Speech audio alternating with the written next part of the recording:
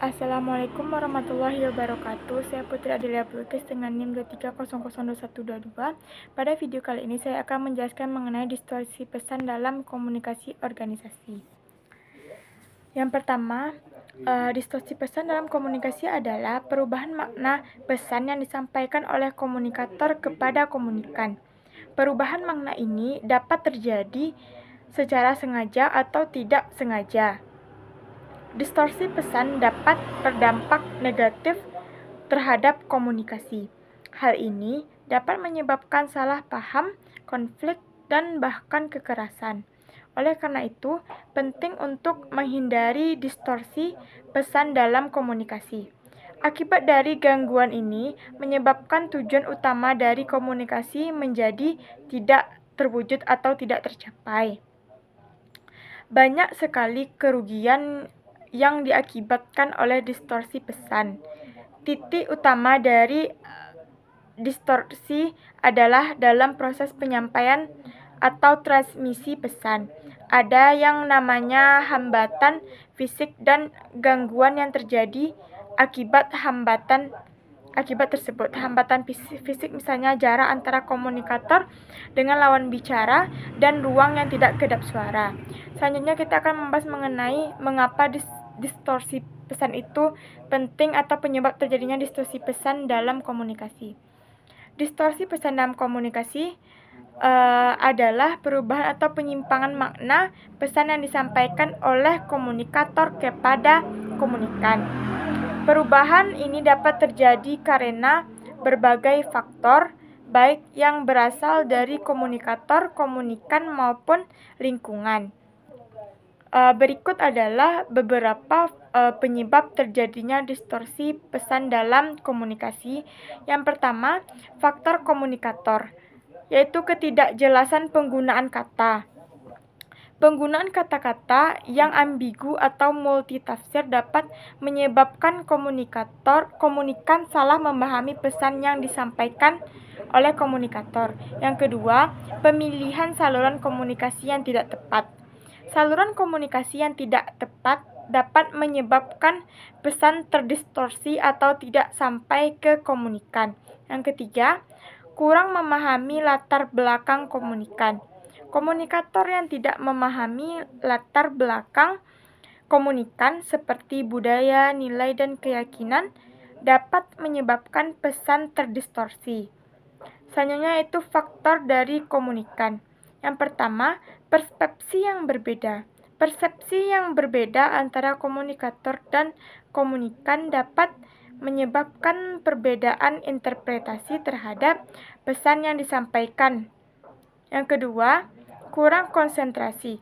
Komunikan yang tidak konsentrasi dalam menerima pesan dapat menyebabkan pesan terdistorsi atau tidak sampai ke pemahamannya. Selanjutnya faktor dari lingkungan, yaitu yang pertama gangguan fisik. Gangguan fisik seperti kebisingan atau pencahayaan yang kurang dapat menyebabkan pesan terdistorsi atau tidak tersampaikan ke komunikan. Yang kedua, gangguan psikologis. Gangguan psikologis seperti stres atau emosi yang kuat dapat menyebabkan komunikan salah memahami pesan yang disampaikan. Selanjutnya lanjut ke materi yang ketiga, itu strategi mengatasi distorsi pesan dalam berkomunikasi. Distorsi pesan dapat berdampak negatif terhadap proses komunikasi.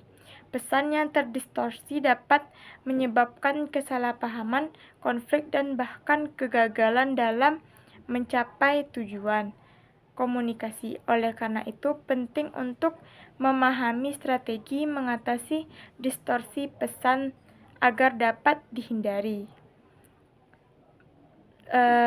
Berikut adalah beberapa strategi mengatasi distorsi pesan dalam berkomunikasi. Yang pertama itu strategi untuk komunikator, yaitu gunakan bahasa yang jelas dan mudah dipahami. Komunikator harus menggunakan bahasa yang jelas dan mudah dipahami oleh komunikan. Hindari penggunaan kata-kata yang ambigu atau multitafsir. Yang kedua, pilih saluran komunikasi yang tepat.